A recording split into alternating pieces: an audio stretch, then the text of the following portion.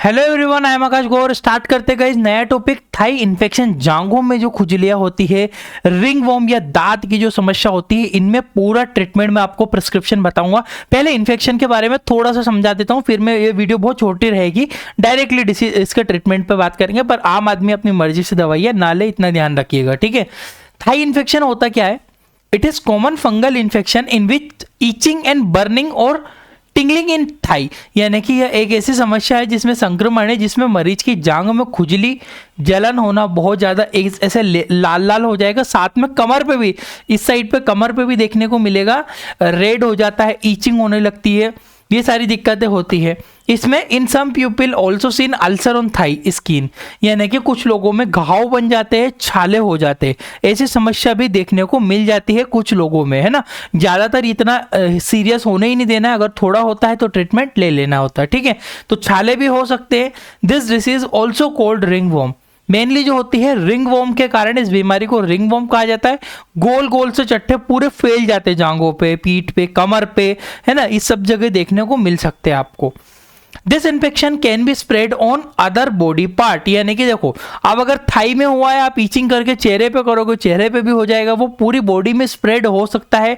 Thai से कमर में फैल जाता है धीरे धीरे, और भी आपके प्राइवेट पार्ट तक भी पहुंच जाता है, तो वहां भी ये इन्फेक्शन हो सकता है। तो याद रखना, इंपॉर्टेंट है ये चीजें बेसिक सी। रिस्क, अच्छा, किसको ज्यादा प्रॉब्लम होती है रिस्क होने की समस्या? कनेक्ट विथ एनिमल, यानी कि कोई लोग जानवरों के साथ ज्यादा रहते हैं, घर में डॉग वगैरह हो, प्रॉपर हाइजीन मेंटेन ना हो, या फिर कोई विलेज में गाय भैंस के साथ ज्यादा कांटेक्ट में रहता हो, तो इन्फेक्शन हो सकता है। हाइपर हाइड्रोसिस, मतलब किसी को ज्यादा पसीना आता हो, हाइपर हाइड्रोसिस हो रहा हो। हाइपर हाइड्रोसिस मतलब ज्यादा पसीना आना, उनको भी ये समस्या हो सकती है। यूज पब्लिक टॉयलेट, कोई ज्यादातर अगर पब्लिक टॉयलेट यूज करता है, सुलभ शौचालय वगैरह क्लीन नहीं है, बाहर टॉयलेट यूज करता है, तब हो सकता है उसको, ठीक है।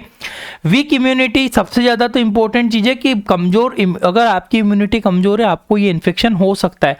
और ज्यादातर ये 15 से लेकर 20-25 साल की उम्र में ज्यादा देखने को मिलता है, फिर उसके बाद भी होता है, हालांकि सभी को होता है, पर ज्यादातर इन एज में देखने को मिलेगा, 30 साल और 15 से 30 के बीच में आसपास।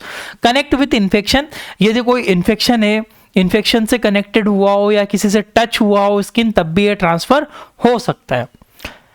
आइए इसके प्रिवेंशन देख सकते हैं, बचाव, यानी कि मेडिसिन हम पढ़ेंगे आगे, पूरी प्रिस्क्रिप्शन बताऊंगा। प्रिवेंशन देख लीजिए। यूज ड्राई अंडरवियर, यानी कि मतलब जो अंडरगारमेंट आपको यूज करना है, जो अंडरवियर वगैरह यूज करते, कई बार गीली ही नीचे के इस तरह से पहन लेना, उससे क्या होता है, जो फंगस होती है उसको मॉइस्चर मिल जाता है, हल्की उसकी गर्मी मिल जाती है, तो उस वजह से वो ग्रो कर जाती है, इन्फेक्शन हो जाता है। तो ड्राई क्लॉथ हमेशा पहनना है। यूज एंटी फंगल सोप, यानी कि अगर ऐसा हो रहा तो एंटी फंगल साबुन आते हैं, नीम वगैरह के साबुन यूज कर सकते हो, काफी इफेक्टिव रहते हैं वो, ठीक है। इंक्रीज इम्यूनिटी, इम्यूनिटी को क्षमता को बढ़ाना पड़ता है आपको, अच्छे फ्रूट्स वगैरह, तो उससे इन्फेक्शन का खतरा कम होता है। प्रॉपर हाइजीन, सफाई का ध्यान रखना, सफाई का अगर आप ध्यान रखोगे तो भी अच्छा रहेगा।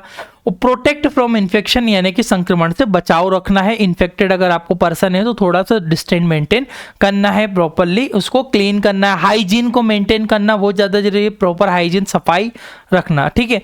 ट्रीटमेंट ऑप्शन की बात करते गाइस, देखिएगा टैबलेट फॉर्म आता है, पूरा इस तरह से प्रिस्क्रिप्शन ले सकते हैं। टैबलेट फॉर्म में फ्लूकोनाजोल 200 mg की ओडी टैबलेट 5 डे के लिए, है ना। फ्लूकोनाजोल कौन सी है, ये रही फ्लूकोनाजोल IP 200 mg की टेबलेट है, 4 कैन के नाम, आपको मार्केट में बहुत सारे नाम से अवेलेबल हो जाती है। फ्लूकोनाजोल याद रखना, कंपोजिशन सिफ्लाय के द्वारा बनाती, मैंने फेमस ब्रांड ही ले लिया है। 5 डे, 5 दिनों के लिए दिन में एक बार फ्लूकोनाजोल देना हो, 200 mg की। इसके अलावा प्रेडनिसोलोन OD, प्रेडनिसोलोन देखिएगा स्टेरॉइडल इसमें यूज करना है टेबलेट का, क्योंकि इफेक्टिव रहती है, तभी जाके फंगल इन्फेक्शन बहुत ही जिद्दी होता है, बहुत धीरे धीरे ठीक होता है वो।